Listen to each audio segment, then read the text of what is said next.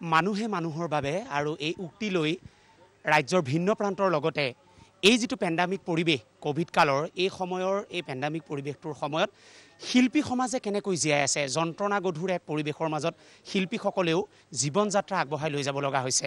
এই মুহূৰ্তত যোৰহাটত এটা অত্যন্ত আশাপ্ৰদ ছবি দেখুৱাবলৈ লৈছোঁ য'ত শিল্পীসকলৰ বাবে ওলাই আহিছে। মই এটা পৰিৱেশ দেখুৱাইছোঁ। তপন, এইসকল শিল্পী আপুনি দেখা পাইছে মোৰ চাৰিওকাষে যোৰহাট জিলাৰ ভিন্ন প্ৰান্তৰ পৰা অহা একেবাৰে যিসকল তৃণমূল পৰ্যায়ৰ শিল্পী তেওঁলোকে অৰ্থাৎ বিহুৰ লগত জড়িত শিল্পীসকলক এই মুহূৰ্তত এমুঠি তেওঁলোকৰ বাবে অন্নস্বৰূপ তেওঁলোকৰ এক টোপোলা আগবঢ়োৱা হৈছে। দেখিছে যি দিছে মই তেওঁলোকক কৈছোঁ যাৰ দ্বাৰা হৈছে আপোনালোকে দেখিছে। মই এই মুহূৰ্তত তপনে এটা দৃশ্য দেখুৱাই আছে।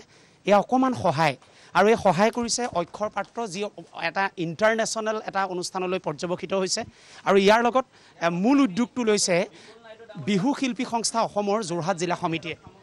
মই পৰিৱেশটো দেখুৱাই আছোঁ এই মুহূৰ্তত আপোনালোকক। বিহু শিল্পী সংস্থা অসমৰ যোৰহাট জিলা সমিতিৰ উদ্যোগত এয়া দেখা পাইছে এজনে আনজনক সহায় কৰা শিল্পীয়ে শিল্পীক লগত অক্ষৰ পাত্ৰ এয়া নহয় যোৰহাটত এতিয়ালৈকে তেওঁলোকে হাজাৰো অধিক পৰিয়ালক তেওঁলোকে দিছে।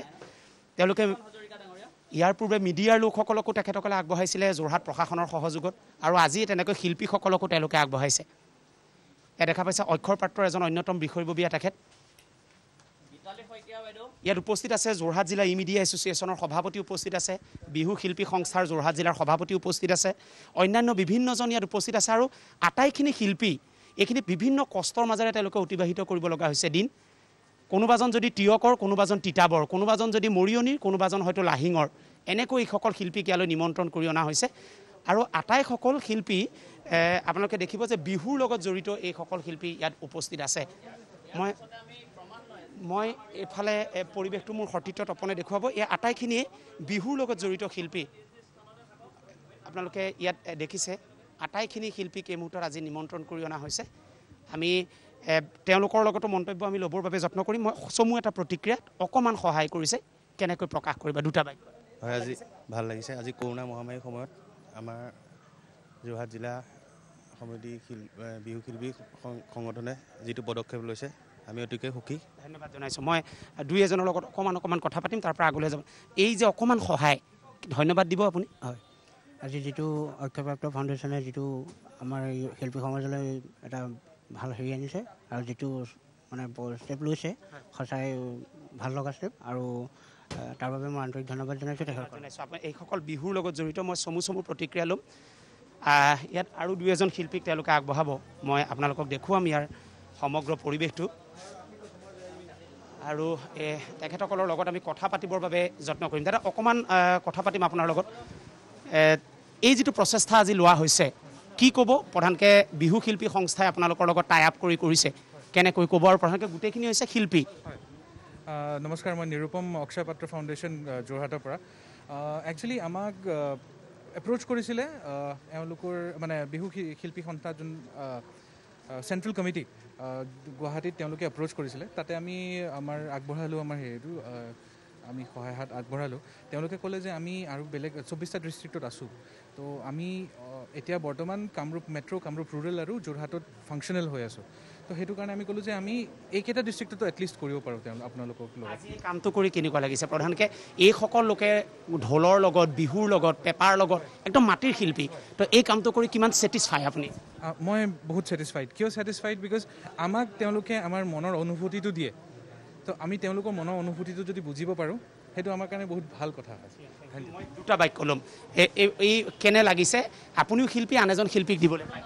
হয়, আমাৰ সদৌ অসম বিহু শিল্পী সন্থা যোৰহাট জিলা শিল্পী সন্থাৰ আৰু অক্ষয় পাত্ৰৰ সহযোগত ইতিমধ্যে এটা আৰ্টজনৰ ওচৰত তেওঁলোক থিয় দিছে। এটা মহান কাম বুলি আমি শিল্পীক দিছে। আজি প্ৰায় 100 শিল্পীক দিয়া হৈছে। গতিকে পৰৱৰ্তী সময়ত আৰু এই আৰ্টজনৰ ওচৰত আমি শিল্পী সন্থা আমি থিয় দিম আৰু অকণমান বিচাৰিছোঁ ঋতুল সকলোৰে হৈ অকণমান মই বিচাৰিম শিল্পীসকলৰ কাষত ৰৈ দিলে সুবিধা হ'ব, আপোনাক অকণমান চাপি দিলে সুবিধা হ'ব পিছফালৰ পৰা। এই গোটেই যিটো আজি পদক্ষেপ লোৱা হৈছে কেনেধৰণে ক'বা?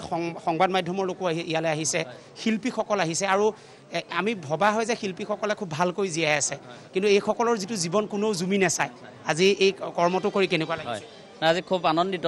বিশেষভাৱে সাম্প্ৰতিক পৰিৱেশ পৰিস্থিতিয়ে সমাজৰ অন্য শ্ৰেণীৰ লগতে বিশেষভাৱে যিসকল আমাৰ শিল্পীসকলৰ জীৱনত যথেষ্ট এটা ব্যাঘাত জন্মাইছে আৰু এই মুহূৰ্তত বিশেষভাৱে মানুহে মানুহৰ বাবে ভবাৰ যিটো কথা সুধাকণ্ঠ ডক্টৰ ভূপেন হাজৰিকা ডাঙৰীয়াই কৈ গৈছিল যে আমাৰ সমাজ ব্যৱস্থাত আজিৰ তাৰিখত মানুহ বিলাসী হৈছে কিন্তু মানুহে মানুহৰ বাবে ভবাৰ যিটো পৰিক্ৰমা সেইটো পাহৰি গৈছে কিন্তু এনে দুৰ্যোগে কিন্তু মানুহক পুনৰবাৰ মানুহে মানুহৰ বাবে ভাবিব লাগে যে এই কথা সোঁৱৰাই দিছে আৰু আজিৰ তাৰিখত আৰু বিশেষভাৱে যোৰহাটৰ কথা যদি কওঁ ইয়াত বিভিন্ন সংগঠন আপোনালোক সংবাদ মাধ্যম সকলোৱে মিলি ইয়াত যোৰহাটবাসী ৰাইজে ইজনে সিজনৰ কাষত থিয় দিছে আৰু সেই প্ৰক্ৰিয়াৰ অংশস্বৰূপে আজি বিহু শিল্পী সংস্থা যোৰহাটে জিলা সমিতিয়ে ইয়াতে অক্ষয় পাত্ৰ ফাউণ্ডেশ্যনৰ সহযোগত আৰু আপোনালোকৰ সহযোগিতাত যোৰহাটৰ যিসকল দুৰ্দশাগ্ৰস্ত শিল্পী তেখেতসকলৰ কাষত থিয় হৈ কিছু সামগ্ৰী সহায় হিচাপে আগবঢ়াইছে আৰু যথেষ্ট আনন্দ উপভোগ কৰিছোঁ যথেষ্ট আনন্দিত হৈছোঁ আশা কৰোঁ অনাগত দিনতো এনেধৰণে সকলোৰে সহযোগত বিহু শিল্পী সংস্থা অসম যোৰহাট জিলা সমিতিৰ ৰাইজৰ বাবে এনেদৰে কাম কৰি যাবলৈ সক্ষম হ'ব ধন্যবাদ জনাইছোঁ ছাৰাউণ্ডিং যিসকল আছে আটাইখিনি শিল্পী মই সামৰণি পেলাব বিচাৰিছোঁ এনেকৈ আপোনালোকে আপুনি ইতিমধ্যে পাইছে ন আপুনি লাভ কৰিছে